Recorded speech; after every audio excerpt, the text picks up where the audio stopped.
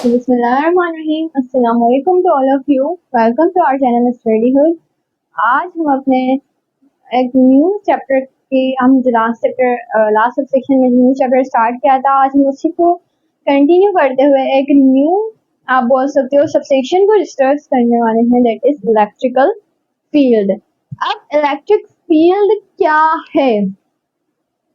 Basically electric field is a field, यानी जिस तरह अगर हम सबसे पहले अर्थ की एग्जांपल ले लें, आप दिस इज योर अर्थ, ठीक है जी, ये क्या है? आपकी अर्थ है और अर्थ। अब यहाँ पर आप खड़े हो, सडनली आपके पास एक रॉकेट आता है जो कि उस अर्थ की सरफेस, रॉकेट यहाँ से लॉन्च हुआ और ये रॉकेट उस सरफेस को लीव करके जाता है आफ्टर सर्टेन हाइट। अगर वो रॉकेट यहाँ तक पहुंच चुका है तब उसके ऊपर ग्रेविटी का कोई इफेक्ट नहीं होता। क्यों? क्योंकि हमें पता है कि अर्थ की जो ग्रेविटी है ना, वो सर्टेन हाइट तक रीच करने के बाद खत्म हो जाती है। तो ग्रेविटी, अब ये क्या है? ये अर्थ की ग्रेविटेशनल फील्ड है, यानी इस फील्ड से बाहर अगर कोई ऑब्जेक्ट जो है वो जाएगा तो उसके ऊपर ग्रेविटी कतन कोई अफेक्ट नहीं करेगी। सेम एज इट इज हमारे पास जो है वो एग्जांपल है किसकी? इलेक्ट्रॉन्स की।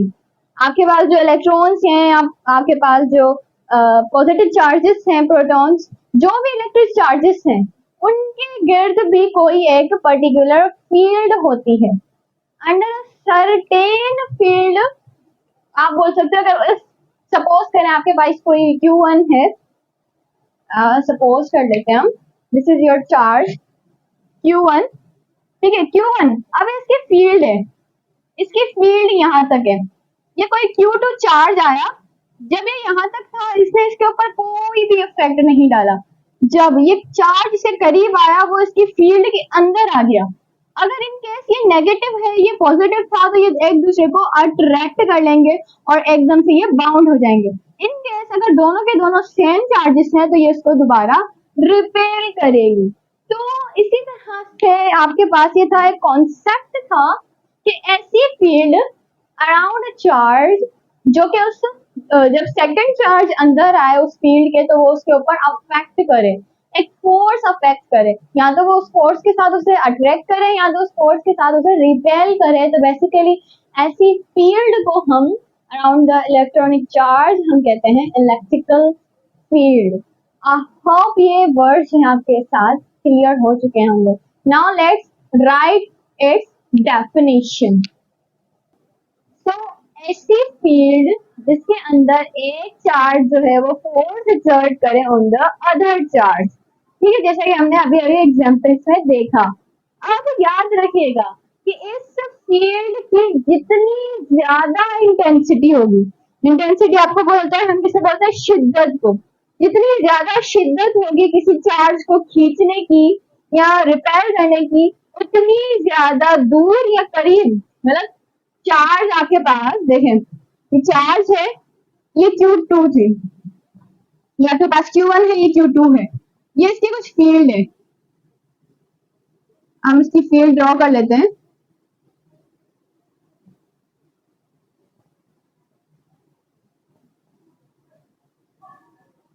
Let's draw it's field like that.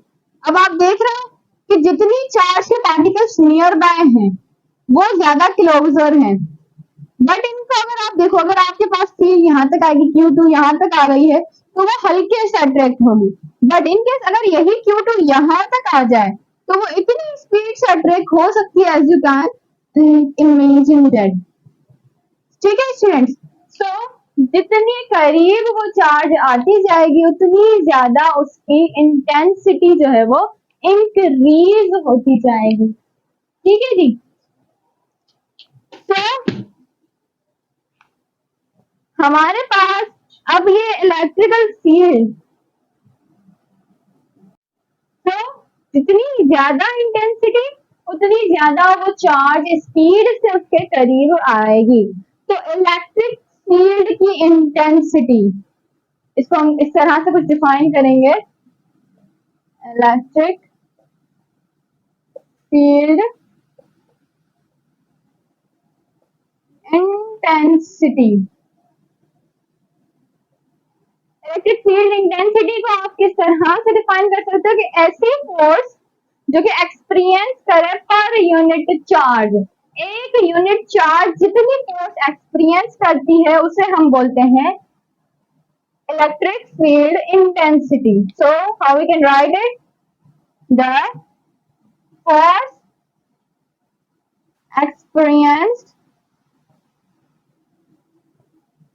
per unit charge is electric field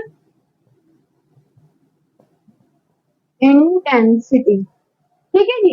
अब आप इस तरह इसकी इक्वेशन किस तरह बिल्डअप करोगे कि क्या आपके पास इसको मैथमेटिकली आप किस तरह से रिप्रेजेंट करोगे कि ऐसी फोर्स हमने देखा कि इलेक्ट्रिकल फोर्स जो थी इलेक्ट्रिकल फील्ड की it is equal to the force per unit charge. But remember that कौन से चार्ज के जो सेकंड चार्ज आ रही है आप इसको Q2 से भी शो कर सकते हो और अगर आप लोग चाहो तो इसे आप Q0 से भी शो कर सकते हो। क्यों? क्योंकि अगर हम इसे सिंपल Q ले लें और इसे हम Q2 के नाम से लेबल कर दें तो ये आप पर डिपेंडेंट है आप इसको किस तरह से शो कर रहे हो। लेकिन मोस्टली कॉमनली आप बोलते हो कि टेक्स्ट बुक्स में हमारे पास Q0 से शो हुआ है। ठीक है जी। So students as you can see कि जो इलेक्ट्रिकल फील्ड की इंटेंसिटी है it is equal to the force per unit charge. कौन सी चार्ज? जो सेकंड चार्ज जब आ रही थी उसने जो फोर्स एक्सपीरियंस की वही आपके पास इलेक्ट्रिक फील्ड की इंटेंसिटी है। और we can also write it as the जो इलेक्ट्रिक फील्ड है ना वो आप इस तरह से भी लिख दो कि चेंज इन पोटेंशियल एनर्जी पर चेंज इन द डिस्टेंस। ये एक और फॉर्मूला भी है आपके पास इलेक्ट्रिक फील्ड इंटेंसिटी का। अगर आप इसको F के लिए अरेंज करो, अगर हम इसे F के लिए अरेंज करना चाहें तो how will be like that. या आपने इसको F के लिए। अच्छा, इलेक्ट्रिक फील्ड इंटेंसिटी का हमारे पास SI यूनिट क्या होगा? अगर आप फोर्स को हम किससे कैलकुलेट करते हैं? न्यूटन से। और चार्ज को हम किससे करते हैं? कूलम से पर कूलम। या अगर आप फोर्स का according to this equation force का यूनिट अगर आप कैलकुलेट करना चाहो तो फिर क्या होगा कि न्यूटन पर कूलम स्क्वायर। ठीक है जी। तो ये आपके पास ये चार्ज आप बोल सकते हैं इलेक्ट्रिक फील्ड इंटेंसिटी का ऐसा यूनिट है दैट इज योर न्यूटन पर कूलम। अगर आप इसको कुछ इस तरह से लिखना चाहो न्यूटन कूलम इनवर्स आप इस तरह से भी लिख सकते हो। It is all dependent upon. तो अगर आप कैलकुलेट करना चाहें the electric field at particular point, किसी भी पर्टिकुलर पॉइंट पर अगर आपने इलेक्ट्रिक फील्ड को कैलकुलेट करना है तो आपके पास पहला फॉर्मूला क्या है? E is equal to KQ upon R square। और we can write it Q। अगर हम K की वैल्यू इसके अंदर पुट करें तो किस तरह से होगा? Q upon 4 pi epsilon naught R square। So students, here you have the formula to calculating the electric field intensity at any point that you want। ठीक है जी। अब यहाँ तक तो बात हो गई हमारे पास इलेक्ट्रिक फील्ड की। What about the electric field lines? Electric field lines क्या है आपके पास? Let's write electric field lines. ये क्या है आपके पास? सपोज करें अगर ये Q1 चार्ज है और ये Q2 है, ये एक दूसरे को अट्रैक्ट करती हैं। आपको पता है कुछ इस तरह से, और इनकी लाइंस जो है ना वो कुछ बाहर की तरफ भी स्ट्रेट आउट हो रही है। ये है आपके पास इलेक्ट्रिक फील्ड की लाइंस। अगर आप इनको लाइंस, ये हमारे पास एक एक्सपेरिमेंट किया गया था। एक्सपेरिमेंट के दौरान हमारे पास इन लाइंस को देखने के लिए बेसिकली हुआ क्या था कि एक चार्ज को रखा गया दूसरी चार्ज गई और उनके पास उनके मतलब इर्द गिर्द स्प्रिंकल किए गए छोटे छोटे छोटे छोटे इलेक्ट्रॉन सॉरी आयरन मेटल्स को यहाँ पे छोटे छोटे पीसेस में उनको फैलाया गया। जब जैसे ही इस आप बोल सकते हो एरिया को जैसे ही उन्होंने वोल्टेजेस प्रोवाइड किए तो उन्होंने देखा कि यहाँ पर ये जो थी ना वो लाइन्स कुछ इस तरह से बन चुकी थी। ये एक फेमस एक्सपेरिमेंट भी है कि उन्होंने ऑब्जर्व किया कि जो आयरन के मेटल पीसेस मौजूद है पार्टिकल्स की सूरत में वो इस तरह से स्कैटर आउट हो चुके थे।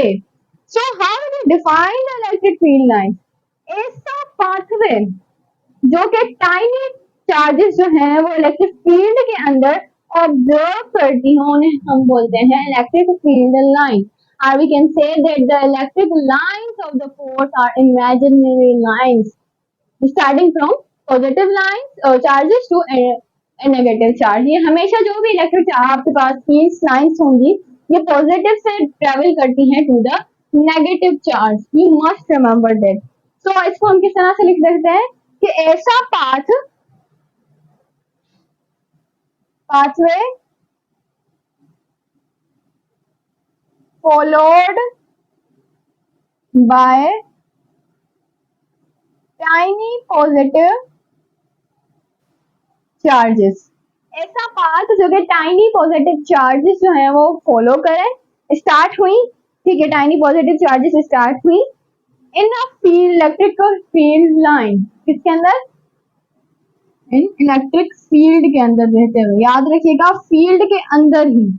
इस कारण इलेक्ट्रिक फील्ड लाइंस।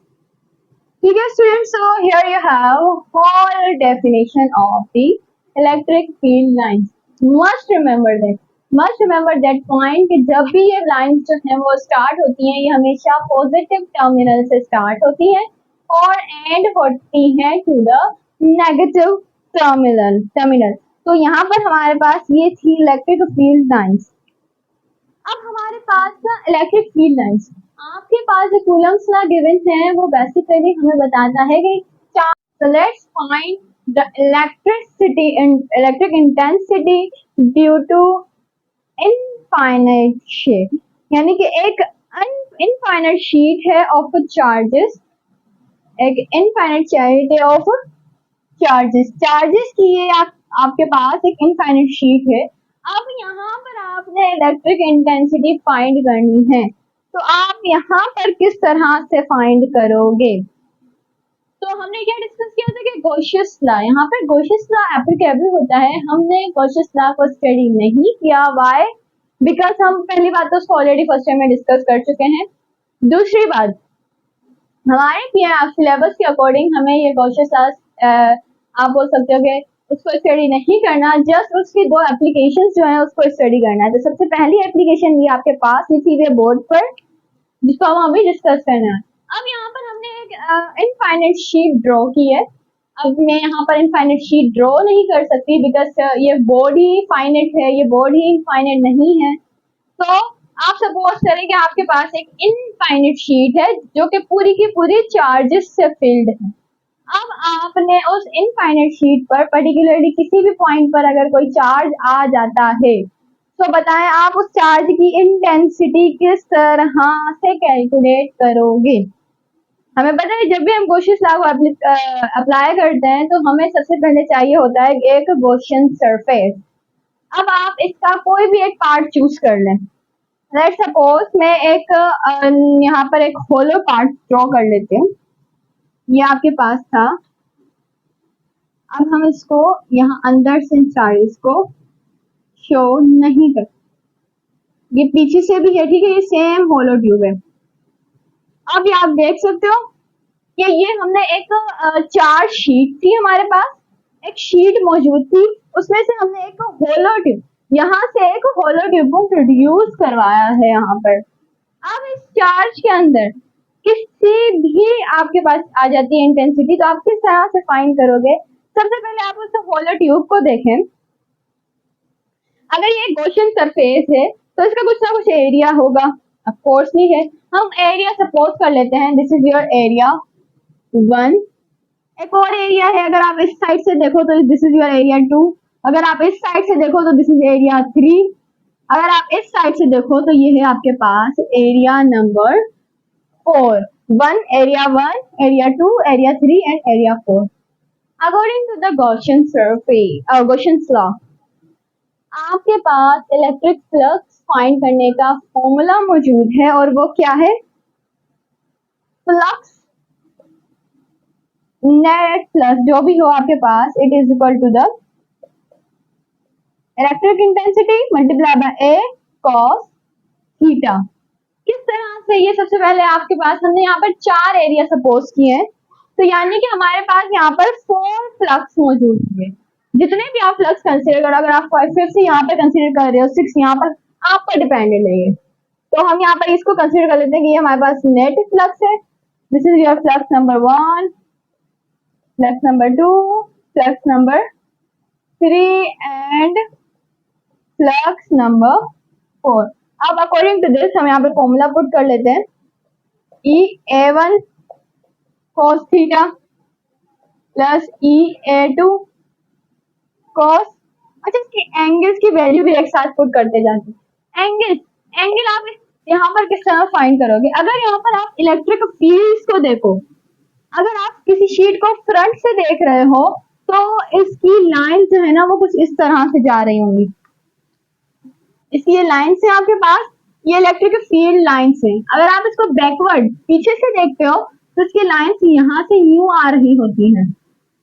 अब एरिया ए, ये हमारे पास एरिया ए है, या जाहिर सी बात है इलेक्ट्रिक इंटेंसिटी याद रखिएगा पूरी शीट की इक्वल है, एरिया हमने जो चेंज किए। अब एरिया ए अगर आप यहाँ पर देखो, अगर इसके अकॉर्डिंग देखो कि एंगल क्या बन रहा है, यहाँ पर इलेक्ट्रिक फील्ड जो है वो भी पैरेलल है एरिया के, और जब भी हमारे पास पैरेलल आ जाता है तो उसका एंगल हम क्या कंसीडर करते हैं? सिंपली 0। तो यहाँ पर कोस क्या हो जाएगा आपके पास? 0 डिग्री। ए टू का अगर आप एरिया देखो, हमने एरिया को इस डायरेक्शन में सपोज किया है और इलेक्ट्रिक फील्ड लाइंस आपके पास सामने जा रही है, यानी कि एक परपेंडिकुलर डायरेक्शन। परपेंडिकुलर के अकॉर्डिंग हमारे पास एंगल क्या होता है? cos 90। एज इट इज, अगर आप एरिया नंबर 3 के अकॉर्डिंग cos फाइंड कर रहे हो, एरिया नंबर 3 यहाँ पर भी क्या है? ये परपेंडिकुलर है, यहाँ पर फील्ड लाइंस यहाँ जा रही है और ये ऊपर जा रहे हैं, तो यहाँ पर भी हो जाएगा cos 90। सम करवा लें आप, E A4, ये एरिया नंबर 4, ये भी पैरेलल है, तो यहाँ पर cos क्या हो जाएगा? 0 डिग्री।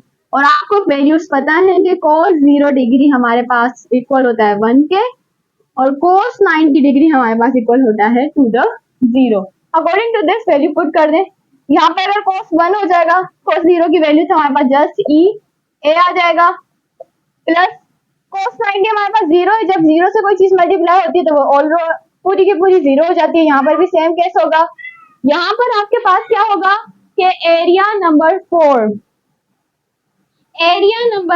4 के अंदर आपके पास cos 0 है, तो ये क्या हो जाएगा? E A। सिंपली ऐड करवा दें, यहाँ पर 2 वैल्यूज आपको दिख रही है, तो ये क्या हो जाएंगे? 2 E A, यानी कि यहाँ पर जो फ्लक्स है it is equal to the 2 E A। Very simple students. अगर हमने यहाँ पे फ्लक्स कैलकुलेट कर लिया, अब अगर आप यहाँ पर गॉसियस लॉ अप्लाई करते हो, इस लाइन को सबसे पहले तो सीधा कर दें, E A और plus 0।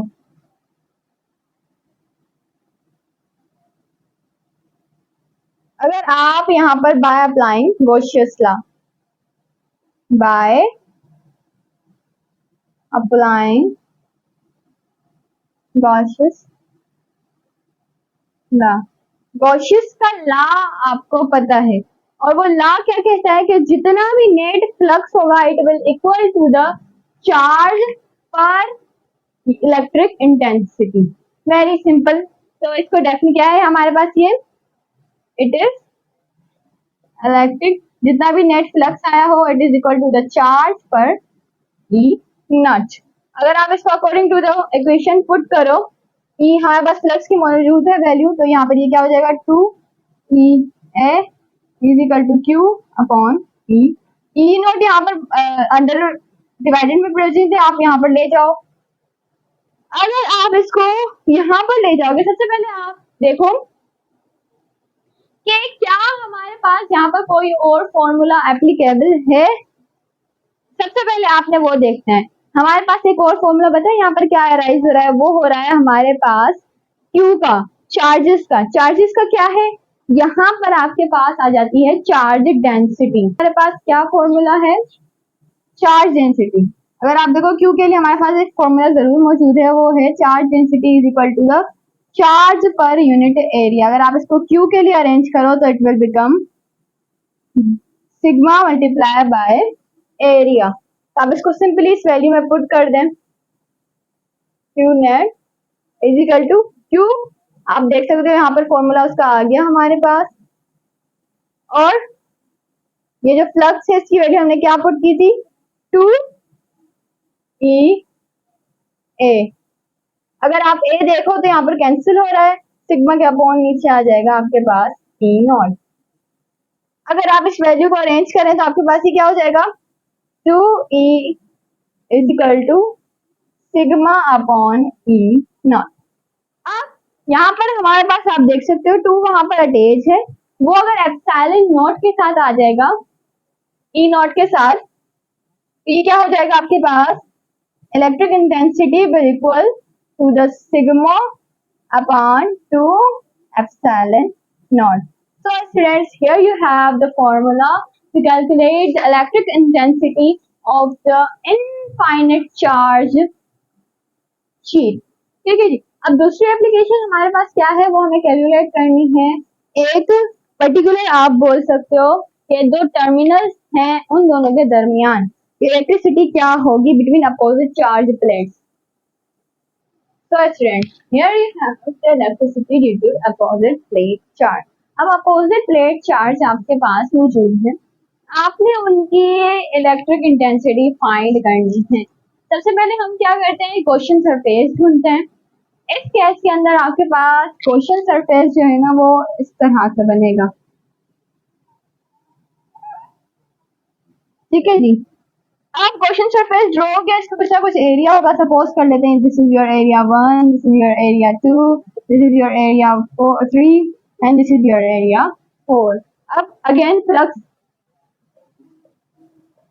The net flux is always equal to the flux number 1 flux number 2 है 4 एरियाज भी होते हैं, इसलिए हम 4 फ्लक्स लिखेंगे। अब आप इनके वैल्यूज पुट कर दो, E1 cos एरिया नंबर 1, कुछ भी एरिया नंबर 1 हम इसको कंसीडर कर लेते हैं, this is area number 1। Area number 1 के अलोंग देखें, ये एरिया जो है वो इस साइड शो कर रहा है, फील्ड लाइन इस साइड जा रही है, यानी कि परपेंडिकुलर है। यहाँ पे एंगल क्या होगा, cos 90। सेकंड केस में EA2। एरिया नंबर 2 के अकॉर्डिंग ये दोनों पैरेलल जा रहे हैं, यानी कि यहाँ पर cos की वैल्यू जो है वो 0 होगी। फिर एरिया नंबर 3, यहाँ पे cos की वैल्यू क्या होगी आपके पास, ये भी 90 डिग्री होगी। अब स्टूडेंट्स मेरा आपसे सवाल है कि एरिया नंबर 4 के साथ cos की वैल्यू क्या होगी। आप बोलोगे कि यहाँ पे फील्ड लाइंस यहाँ जा रही हैं, ये एंटी पैरेलल है, ऑफ कोर्स ही नॉट। ये हमने चार्जेस के प्लेट के अंदर, और चार्जेस के प्लेट्स के अंदर ना इंटेंसिटी ही 0 होती है, इसलिए हम एरिया नंबर 4 को फाइंड नहीं करेंगे, जबकि हम इंटेंसिटी को ही 0 ले लेंगे। सो cos 90 की वैल्यू आपको पता है हमारे पास क्या है, 0 प्लस cos 0 हमारे पास ये होता है a cos 90 अगेन 0, और ये तो पूरी वैल्यू भी 0 हो गई। तो Q नेट आपके पास इस केस के अंदर सिर्फ और सिर्फ E A के इक्वल है। अगर आप यहाँ पर गॉसियस का फॉर्मूला अप्लाई करो तो फिर क्या होगा, अकॉर्डिंग टू द गॉसियस फॉर्मूला आपको पता है हमारे पास क्या था, वो net flux charge upon epsilon not. Again हमारे पास यहाँ पर चार्ज की जो चार्ज डेंसिटी का आता है, ये कॉन्सेप्ट आता है हमारे पास, और आपके पास हम अभी भी ड्राइव करके आए, तो इस केस में हम किस तरह से लिख देंगे, हम सिंपली लिख देंगे ये का क्या है हमारे पास, फ्लक्स हमारे पास ये है, और चार्ज, चार्ज क्या है आपके पास, it is nothing just sigma multiply by area divided में है आपके पास एप्सिलॉन में। एरिया एरिया से कैंसिल हो गया तो आपके पास यहाँ पर इलेक्ट्रिक इंटेंसिटी का फॉर्मूला बनेगा सिग्मा अपॉन एप्सिलॉन नॉट। ये फॉर्मूला आपने याद रखना है जो कि आपसे कभी भी किसी भी न्यूमेरिकल में पूछा जाता है। So students, here you have the electric field. हमारी इलेक्ट्रिक फील्ड जो है ना वो यहाँ तक कंप्लीट होती है। अब इंशाल्लाह आपसे मुलाकात होती है अपने नेक्स्ट सेक्शन में with a new topic of this chapter. तब तक के लिए अल्लाह हाफिज़, take care and thanks for watching.